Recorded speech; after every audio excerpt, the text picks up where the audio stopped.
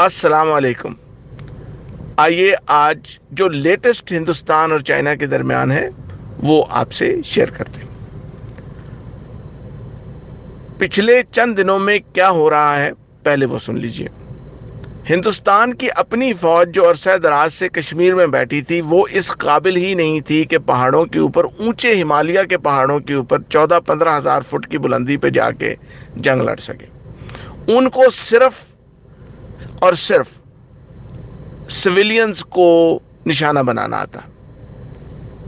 जब मुकाबला चाइना से हुआ, अपनी फौज तैयार नहीं थी, तो इंडिया ने यह किया कि लद्दाख के मकामी लोग और अरुणाचल और ये तिब्बत के जो लोग आए हुए हिंदुस्तान में बैठे हैं किसी अरसे दराज से, जिनको ऊपर पहाड़ी इलाकों में रहने की आदत है, उनको बंदूकें पकड़ा के तो चाइना के खिलाफ खड़ा कर दिया। ये है लेटेस्ट।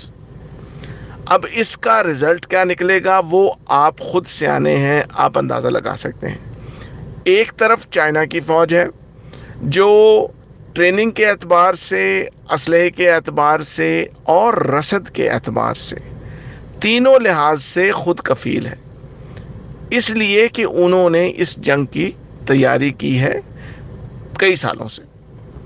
दूसरी तरफ हिंदुस्तान के भर्ती शुदा ये चंद लोग हैं जो यकीनन मुहब्बे वतन हैं, हिंदुस्तान से मोहब्बत करते हैं।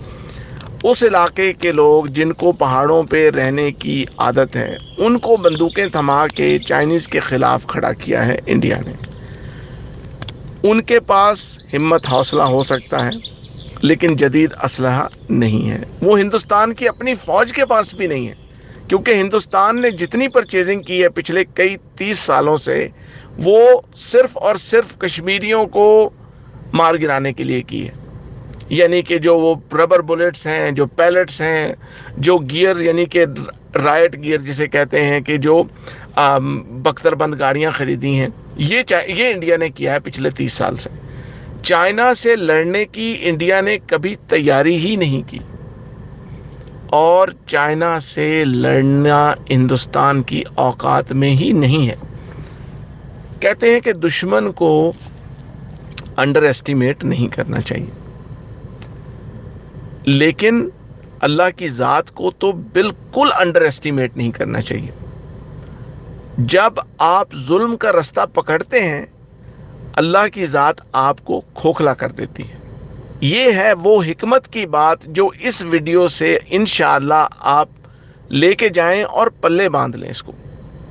हिंदुस्तान के साथ जो चाइना कर रहा है, पिछले साल तक कोई एक्सपेक्ट नहीं कर सकता था, हमारी टीम समेत, कि चाइना जिसने 40 साल से गोली नहीं चलाई वो इंडिया पे चढ़ाई कर देगा।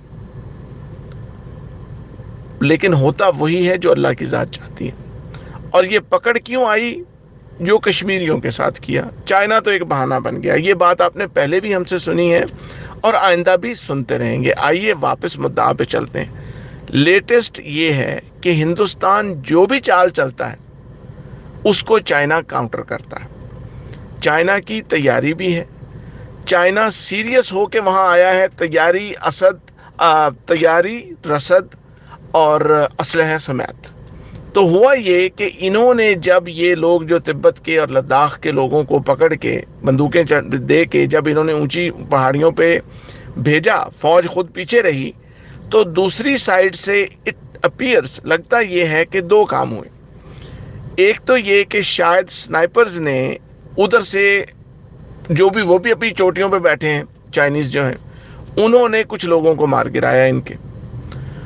दूसरा, उन्होंने तकरीबन ये कर रखा है कि जिन इलाकों में इंडिया दरअंदाजी करता है चाइना के मुताबिक, उन इलाकों में ये लगता है कि चाइना ने बारूदी सुरंगें बिछा दी हैं, जिसके नतीजे में भी कुछ फौजी, एक इंडिया ने माना है, बाकी अल्लाह बेहतर जानता है, कुछ फौजी इंडिया के उन बारूदी सुरंगों के, उन माइंस के से भी हलाक हुए हैं। तो ये है लेटेस्ट इंडिया और चाइना के दरमियान। अब इसका फ्यूचर क्या होगा, नेक्स्ट स्टेप क्या होगा, ये सिर्फ अल्लाह की ज़ात जानती है। चाइना इस नीयत से आया कि हिंदुस्तान को ज़रा उसका नाक और उसके कान रगड़ते हैं और उसको समझाते हैं कि बेटा आराम से बैठो, तुम्हारा और हमारा कोई मुकाबला नहीं है, तुम हमसे नहीं लड़ सकते, सीधे हो जाओ। हिंदुस्तान चूंकि एक फसादी मुल्क है और आप कह सकते हैं कि गीदड़ की मौत आई हुई है, इसलिए हिंदुस्तान जवाबी शरारत करने से बाज नहीं आ रहा। और आखिरी और बड़ी ही इंपॉर्टेंट बात जो है वो ये है कि हिंदुस्तान की मिलिट्री लीडरशिप पर उनके जो जवान हैं उनको कोई कॉन्फिडेंस नहीं है। ये एक बहुत बड़ी प्रॉब्लम है।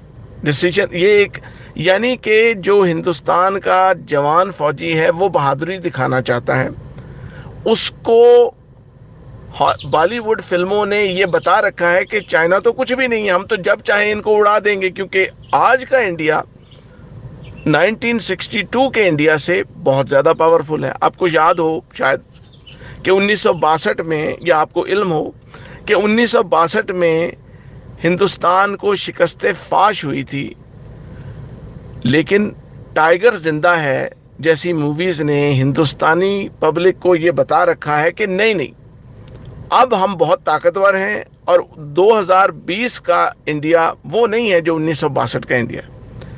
लेकिन ये जालिम इंडियन मीडिया और ये जालिम बॉलीवुड उनको ये नहीं बताता कि 2020 का चाइना भी वो नहीं है जो 1962 का चाइना था। समझ तो आप गए होंगे।